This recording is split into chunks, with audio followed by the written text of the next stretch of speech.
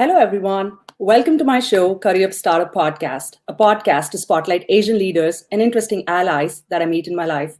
Today, I have with me a very special guest, Mamtha Banerjee, who is joining us from Seattle on the west coast of the United States of America. Hey, Mamtha, how are you doing? Hey Priyanka, super excited to be here. Hey, we are so excited to have you on the show. Here in Washington, D.C., it's just pouring so heavily. And I was just talking to Mamtha before our live broadcast, asking her how the weather is. It's been awesome the last 2 weeks. Sunny, no clouds, the best weather we could ever hope for. As somebody who loves outdoors, there's a lot more that Mamtha can share with us about her adventures. So let's get started with our episode of Curryup Startup Podcast. And this is your host, Priyanka Komala. Mamtha Banerjee is a tech entrepreneur. She's currently a senior director in the technology group at Expedia, where she leads core applications and services for an intelligent conversation platform supporting millions of conversations. That sounds really exciting, and we want to delve deeper. I'm quite sure all the technology folks would be so excited to hear more on that. Absolutely, absolutely. And So, Mamta is also a startup enthusiast, and she's a graduate of Techstars Seattle. She's founded 2 startup companies, and in her spare time, she enjoys running, reading, and has completed a few marathons. So, an amazing guest who has a lot to share, not just as a leader, but as a human being who believes in giving back to the community as well. So, we're so excited to have you on the show, Mamta. same here. Looking forward to it. Thank you, Mamta. And to our listeners, if you're wondering why you need to listen to the show, there are 3 important things that we're going to talk about.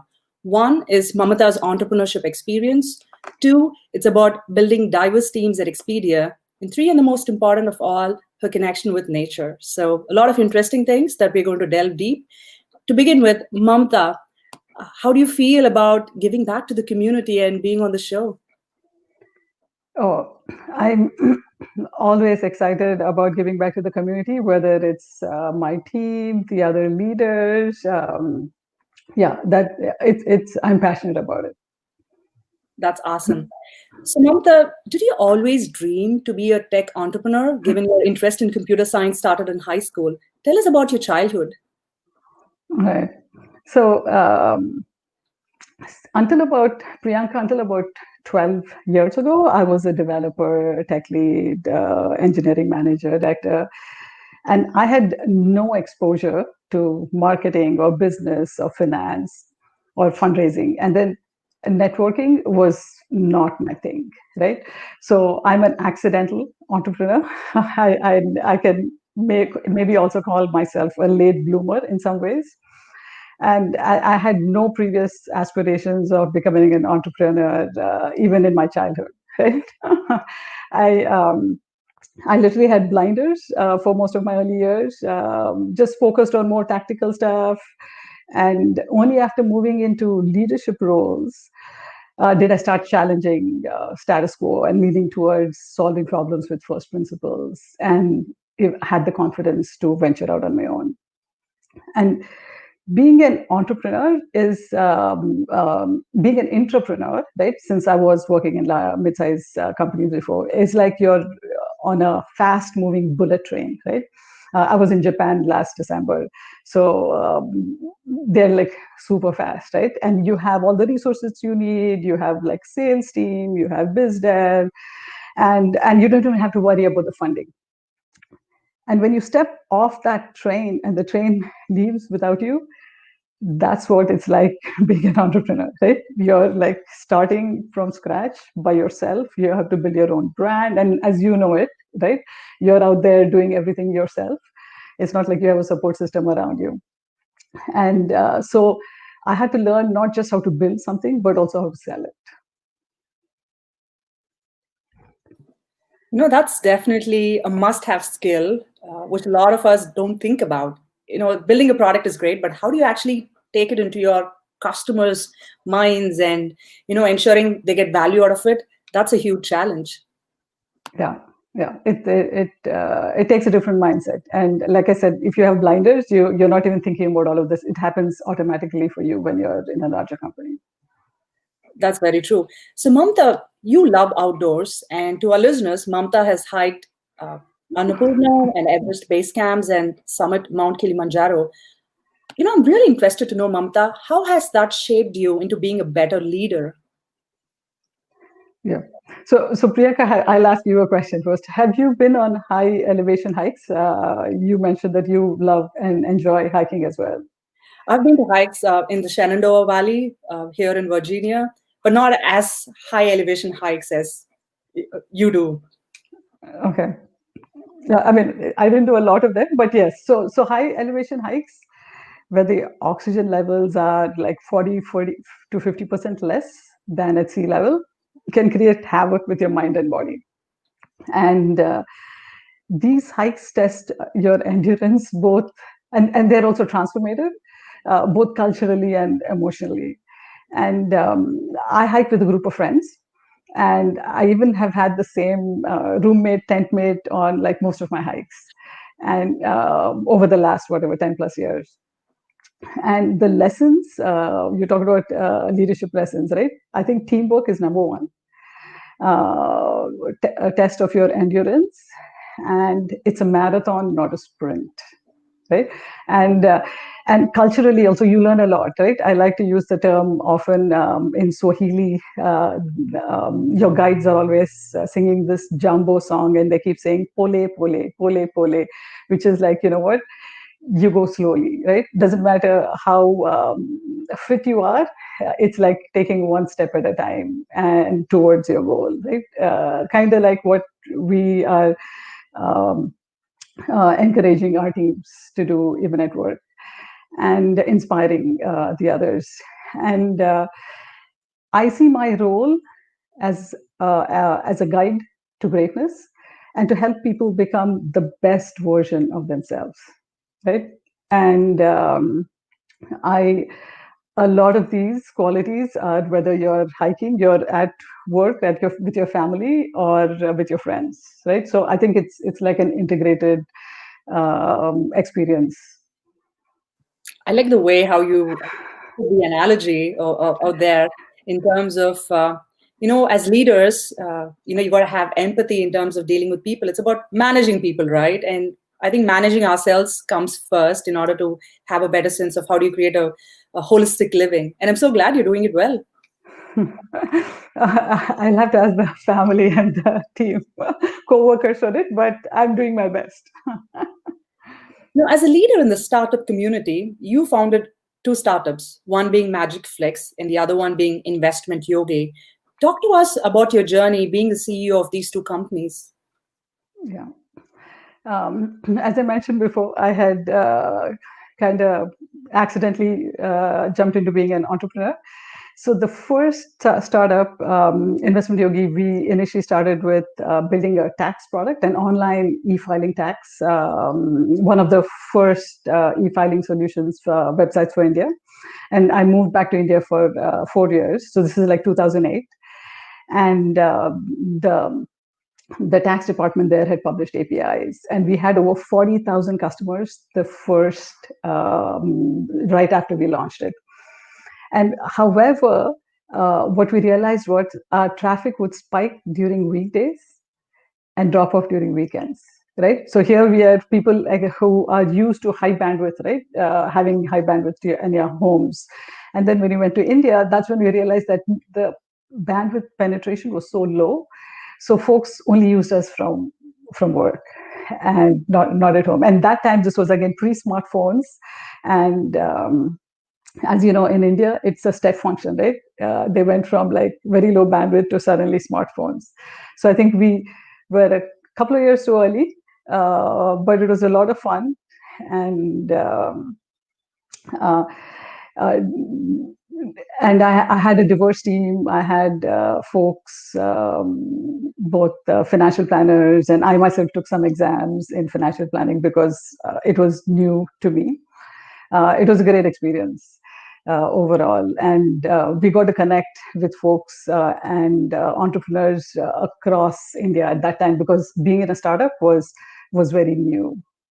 And I have a lot of stories to share later, maybe. But yeah, it was a great experience.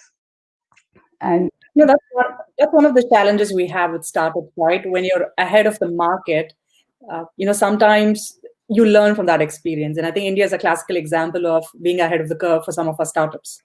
yeah, absolutely. In fact, at that time, it was very hard for me to even hire because people would be like, "What is an equity and what is a startup?" Right? Because they were like, "Oh, MNC." It was very cool to work in an MNC, right? And Microsoft was just down the road from us, and we were the first startup to be incubated at Triple IT Hyderabad, like a rather non Triple IT startup to be incubated there. And it was rough because we folks would say that, hey, it's hard for my family to accept that I'm working in a startup. I mean, things are very different now. It's like 180 degrees. Like in India, as I said, it's a step function, right? Those days it was rough. So we really had to find people who were so passionate and didn't care about working at Microsoft to come work for us. Yeah, I think companies like Flipkart, Ola, which started as startups, have completely done a paradigm shift in terms of people's perception towards startups. And I really understand the fact the cultural upbringing of having stable jobs is ingrained in our families. So, working for a startup is like too much outside of the comfort zone, but things are like drastically different now, as you mentioned. Yeah.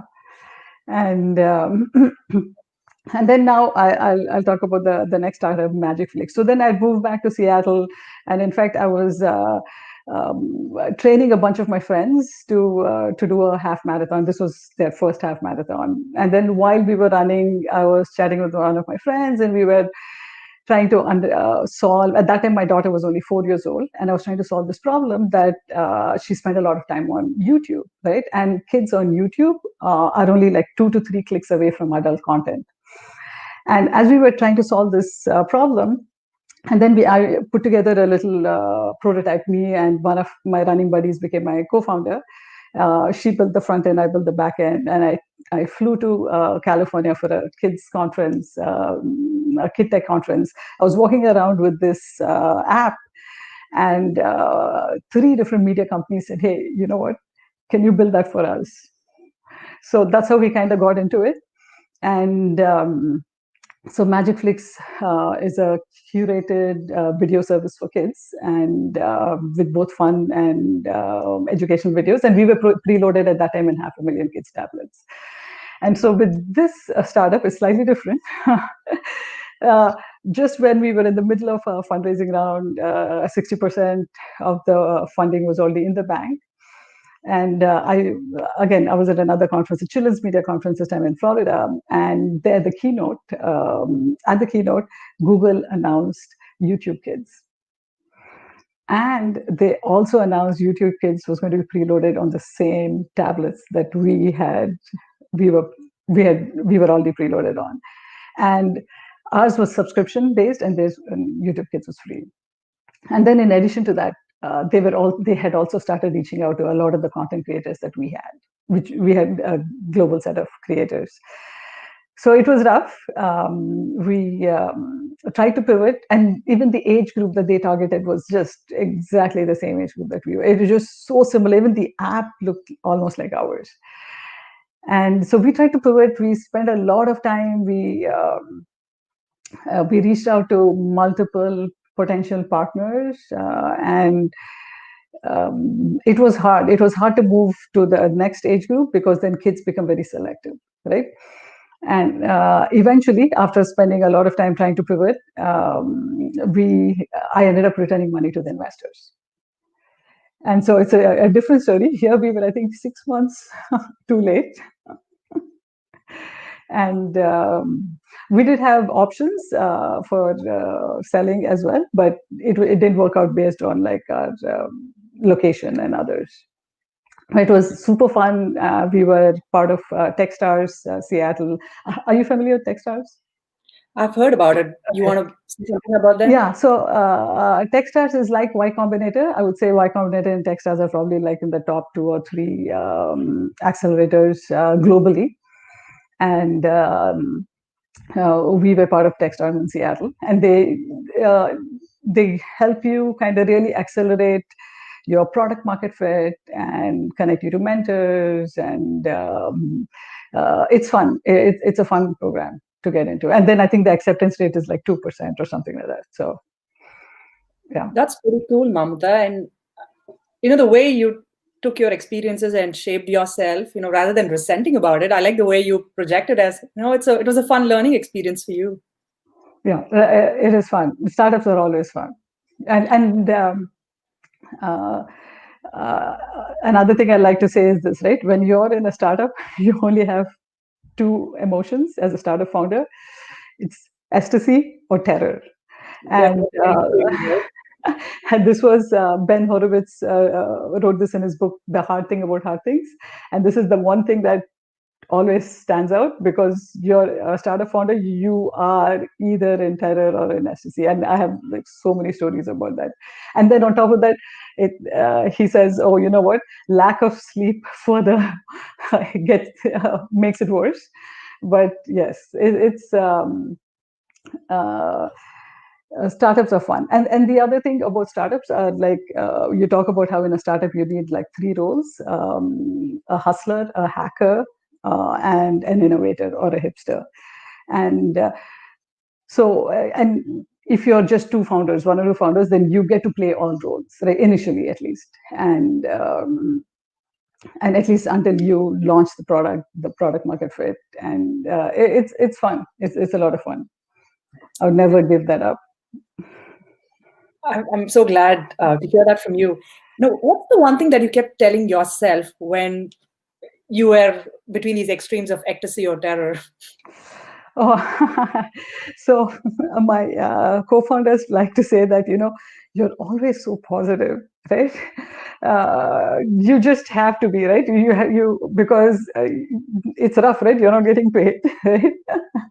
You have to figure out how to pay your employees, and at the same time you're looking at all the numbers, how do we get more customers, and you're trying to get you're fundraising, there's just, you're trying to sign deals.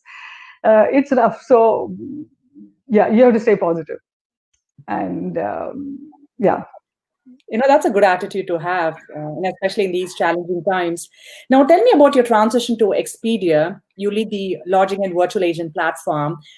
It sounds pretty cool for me, but tell us about what that means to us as customers who are interacting with Expedia. Yeah. So initially, I was an engineering leader in lodging, and then the last 2 years, I've been more on the virtual agent platform, which is a conversation platform, the bots, right? I'll start with the story. So during the COVID times, right, when millions of folks were trying to cancel all their hotel bookings and air itineraries. So had a friend from California call me desperately saying, "Hey, you know what? I'm trying to get through to an agent and I can't." She's like, "I tried the phone, I tried your bot." I said, "Hey, what are you doing with the bot?" And he said, "No, I keep asking the bot to connect me with the agent and it's not." I said, "Did you see if the bot can actually do it for you?" And he was like, "No." I said, "Okay, can you try?" And 2 minutes later, he says, "Worked like a charm." So basically, what I'm trying to say is the best thing that customers can do is do self-service, right? Because we have all the capabilities built in. You want to cancel a hotel, change, get a refund. All of these are all built in through the bot, and it's been super exciting to work on it from that perspective. But again, from a customer perspective, Expedia is investing more on scaling out the self-service, so folks are not like, "Hey, I can't get through an agent." And yeah, so I think from that perspective, at least this gives you an answer to what we are working on. That's pretty cool. And sometimes I feel like speaking with a customer service agent helps me in figuring out what I need to. But the world of bots is increasing, right? So we need to be comfortable with the fact like the bot could be my customer service agent. Yes, absolutely. And then, of course, if the bot can't figure it out, it will pull a human agent in, right? And in fact, I did a little search on Google Trends. That in the month of March, there were, for both Booking.com and Expedia, there was a 10x increase in search for chat. So Interesting. Yeah. So folks absolutely were looking for a chat solution. I mean, whether they were going through an agent or self-service, but yeah. So a 10x, and both it was very very similar, the trends worldwide between Booking and Expedia. So, do you think artificial intelligence and bots are going to rule the future? Absolutely, absolutely. In fact, you may not even know the difference in future, right? You may not know. Yeah, That's pretty fascinating to hear. Let's see how the yeah, world is going to shape up. yeah. No, And it's a very exciting space to be in as well. I see that. So we spoke about COVID and Expedia being a travel company. How is Expedia positioning itself, given the travel industry has been hit very hard? Absolutely. So, Priyanka, as you're saying, this is a challenging time for the travel industry. And based on a recent Q2 earnings for Expedia, earnings call for Expedia, what's happening in the travel industry and with Expedia is a reflection of the current situation in the macro world, right? And Expedia is using this crisis as an opportunity for innovation and focusing on strategic areas with customers and partners and even like hoteliers. And for example, trying to understand, like making the bot better, right? So that customers can self-service and just be done faster, right? They don't have to wait on hold. And using the large travel data set, right, to support customers and also help like hoteliers make better decisions and making our products a little more stickier. So in a nutshell, Expedia is using this time to innovate.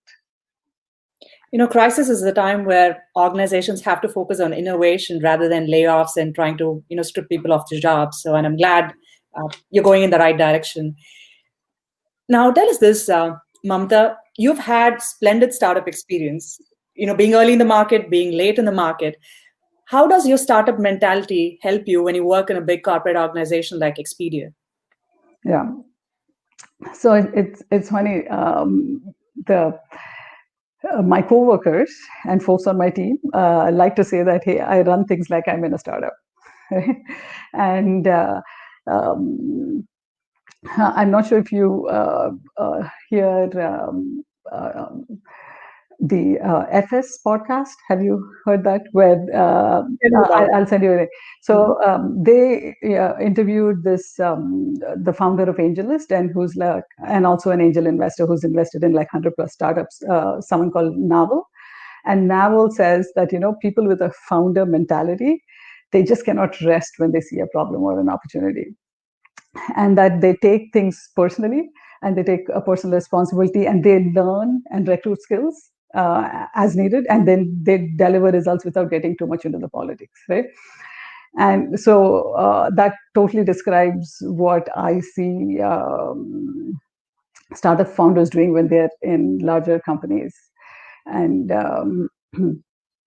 and you can see the attitude difference, right? Because they're taking more ownership. They can think of an idea end to end versus just being in a little silo.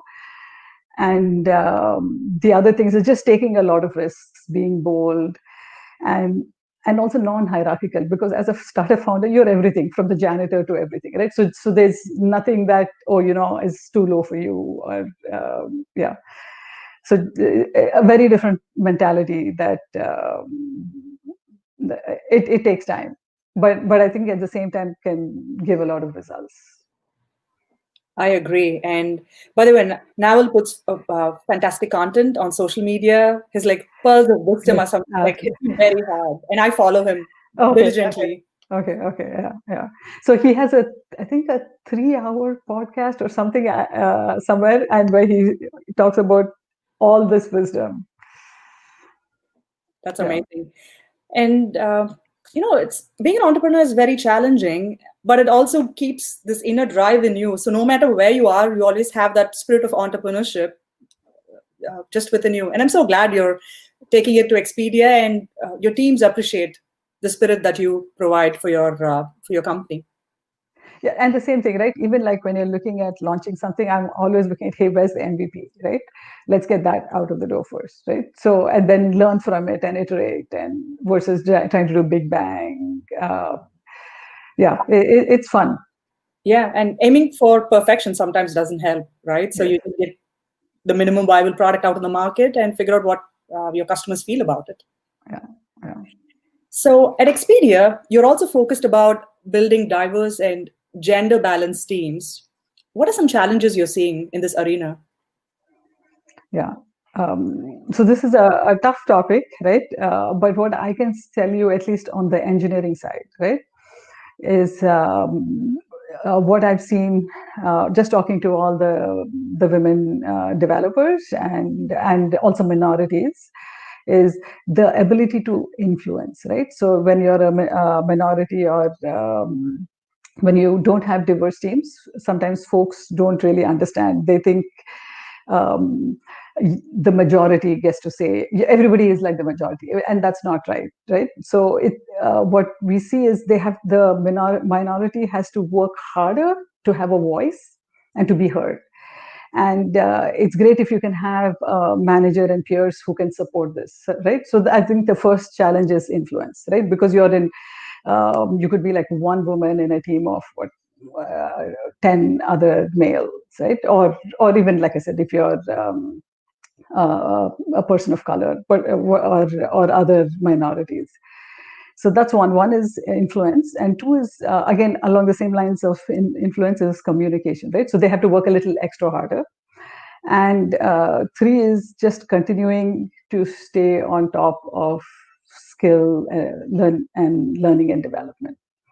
So I would say these are the three that I areas that I challenges which I see that folks need to focus on for diverse teams. And it's also interesting that this summer I was a mentor for at DTech, which is a program for students from Duke computer science, and I was mentoring a sophomore, and who was interning at Square. So it is interesting to see, get her perspective, the challenges that she's facing, and I was trying to tell her, hey, this is the same challenges that our devs also face. So it's nothing new, right?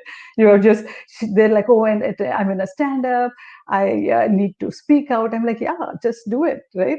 You don't have to feel too self-conscious about it. So yeah, so those are what I'm just seeing, at least close to the ground.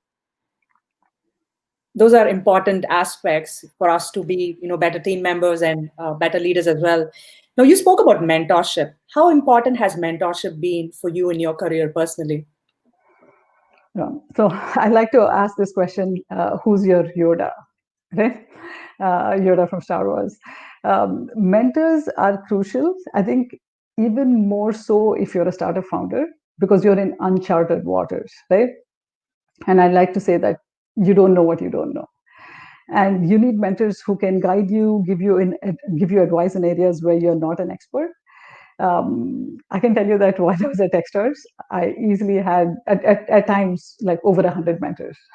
I know it sounds like a huge number, but for example, one helped us with press releases, right? Another mentor helped us recruit marketing folks, marketing lead, and then others helped us with pitches, biz dev, funding. And I like to say it takes a village, right? Your team is really small in a startup, and you're stretched, you don't have all the skills, and uh, mentors can really help. And whereas for my first startup, I went from being a software developer to actually running like a press conference, and I didn't have mentors to help me navigate that, right? So I know for my second startup, I just totally took advantage of everything. So I would say that for the first startup, I had to wing a lot of things because I didn't have that network in place. And again, even at larger companies, and even as a dev or a product manager, it's always good to have a lot of informal mentors. Like, you don't need to have like a formal relationship, but folks you can just go to and ask a question, right, based on um, uh, what their skills are and their interests. Yeah. I agree. Mentorship is crucial for our success, and it gives you different perspectives from people who have different experiences and skill sets. And one of the things that I keep hearing is we tend not to ask for help because we feel like we're lacking in something, but it's always good to just reach out and just ask for it.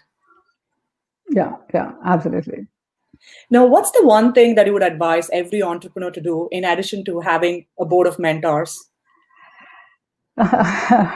So again, given my experience, right? So startups succeed when they're solving a real problem, right? And Forbes did a study of the top three reasons, the top 10 reasons, I think, why startups fail. And the top three were there's no market need, that is product market fit, and they ran out of money, or that they had founder and team issues, right? So I would focus on product market fit and a strong team, and not sweat as much about the fundraising, because once you have the product market fit, the funds will come, right? And the only other thing would be focus a lot on metrics. Having more metrics will help you make better decisions, and because you every little path you take will determine your success. A data driven approach combined with an entrepreneurial mindset really helps you get to the right investors. That's how I Yeah, look at it. yeah, absolutely. You're right. So, Mamta, you're someone who's very optimistic about life and loves challenges. What are the next three things that you want to do as part of your bucket list? Oh, so the bucket list is long. Um, um, so maybe I'll do one on one professionally, one personally, and maybe socially. I'd like to make an impact, right? And have an impact, whether it's on society, family, and professionally. And uh, so uh, I want to do some backpacking trips with my family, my 10-year-old, and I also have a teenager and my husband. And then on the professional side, I really want to get much more deeper into AI and machine learning and solve some hard problems there. And socially, I'm also looking at how can I spend more time and influence more, get more women into tech, and also socially have an impact. Yeah, but the list is long, so. I really love the way you've bucketed them into different categories because, in order to have a holistic life, you need to focus both on your personal, professional, as well as giving back socially to the community as well. So, I'm just curious, how long is your bucket list? Okay, easily 25 to 50. I have to keep striking things off and prioritizing. That's an awesome way to look at life. You're trying to live life to the fullest, and it's always nice to have a list of things written down. Makes you feel more accountable as well. Yes, absolutely. So I have a fun rapid fire round for you, Mamta. Are you ready for it? Sure. So you How tell many seconds do I get for each? Two? it's going to be pretty quick. Hey, come on! In the Okay. world of bots, it has to be pretty quick in my Yes, experience. yes, absolutely. So tell us the first thing that comes to your mind when I say the following: marathon, Paris. role model. Indra Nooyi. She's my role model as well. Oh, nice. Amazing lady. What does happiness mean to you? Happiness is What does success within mean to ourselves. you? What does success mean to you? Um, being able to contribute, again on the same theme, being able to contribute comfortably, to contribute to my family, society, and while also scaling professionally and solving fun problems. That's awesome. And here's the most important fun question I have for you. What is your native language and one word to describe yourself in it? And if you have some fun trivia about your name, I think this is the time for you to reveal that as Oh, well. absolutely. So it's interesting. So most people do not realize that first, of course, I have a name of a famous politician, and I get tagged on it on Twitter all the time. I mean, for some reason, people think I'm the politician. I'm not, and so that's one.